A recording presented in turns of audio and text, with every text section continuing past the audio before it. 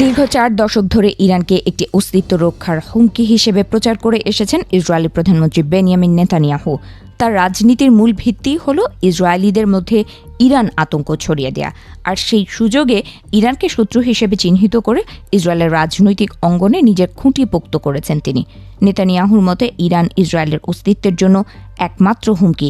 এই বয়ান দিয়ে ইরানের বিরুদ্ধে বিভিন্ন সময় আগ্রাসন শুরু করেছেন নেতানিয়াহু। সেই ধারাবাহিকতায় গত বছরের জুন, এমনকি গত 2 মার্চ থেকে ইরানের বিরুদ্ধে ভয়াবহ যুদ্ধে জড়িয়েছেন তিনি। কিন্তু যুদ্ধ শুরুর পর থেকেই ভুল কৌশলের কারণে দীর্ঘস্থায়ী যুদ্ধের চোরাবালিতে আটকে যাওয়ার উপক্রম হয়েছেন নেতানিয়াহু। ইরানের বিরুদ্ধে এই যুদ্ধ সংক্ষিপ্ত, কিন্তু ইসরায়েলের লক্ষ্য অর্জিত হবে বলে প্রচার করে আসছিলেন তিনি।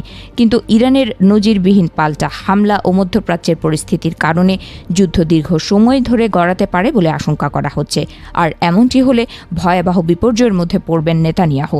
কারণ ইতোমধ্যে ইরানের পক্ষ নিয়ে যুদ্ধে যোগ দিয়েছে লেবাননের সশস্ত্র বিদ্রোহী গোষ্ঠী। ইসরায়েলকে লক্ষ্য করে বুধবার একসাথে 100টি রকেট ছুড়েছে তারা, আর এতে করে সাধারণ ইসরায়েলিদের জীবনে বিপর্যয় নেমে এসেছে।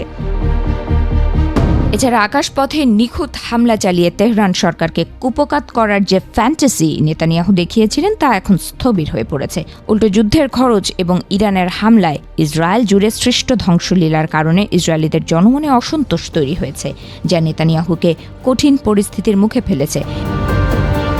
এছাড়া যুক্তরাষ্ট্রের পক্ষ থেকে নেতানিয়াহুর জন্য এই যুদ্ধের সবচেয়ে বড় ধাক্কা আসতে যাচ্ছে বলে মনে করা হচ্ছে। মার্কিন প্রেসিডেন্ট ডোনাল্ড ট্রাম্পের কাছে রাজনীতি মানেই হলো নিজের ব্যবসায়িক ও রাজনৈতিক স্বার্থ। ট্রাম্প বারবার স্পষ্ট করেছেন যে তিনি যুদ্ধের চেয়ে ইরানের সাথে একটি লাভজনক চুক্তিতে বেশি আগ্রহী। এছাড়া ট্রাম্প মার্কিন সেনাদের কোনো দীর্ঘস্থায়ী যুদ্ধেও জড়াতে চান না। ফলে ট্রাম্প যখনই নিজেকে বিজয়ী ঘোষণা করে এই পরিস্থিতি থেকে বেরিয়ে যাওয়ার চেষ্টা করবেন, নেতানিয়াহু তখন কূটনৈতিকভাবে একা এবং ইরানের সামনে সামরিকভাবে অতিরিক্ত চাপের মুখে পড়বেন বলে আশঙ্কা করা হচ্ছে। বিশ্লেষকদের মতে নেতানিয়াহুর এই ইরান ভীতি এখন তার নিজের রাজনৈতিক ক্যারিয়ারের জন্য কাল হয়ে দাঁড়িয়েছে। ব্যক্তিগত আইনি জটিলতা থেকে বাঁচতে এবং ক্ষমতার দাপট দেখাতে তিনি যে যুদ্ধের সূচনা করেছেন তা এখন ইসরায়েলিদের মনোবল এবং অর্থনীতিকে পঙ্গু করে দিচ্ছে।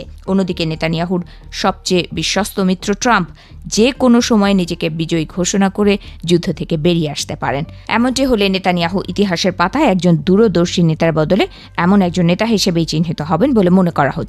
কারণ নেতানিয়াহু রাজনৈতিক দূরদর্শিতার চেয়ে ব্যক্তিগত জেদকে বেশি গুরুত্ব দিয়েছেন বলে মনে করছেন বিশ্লেষকরা।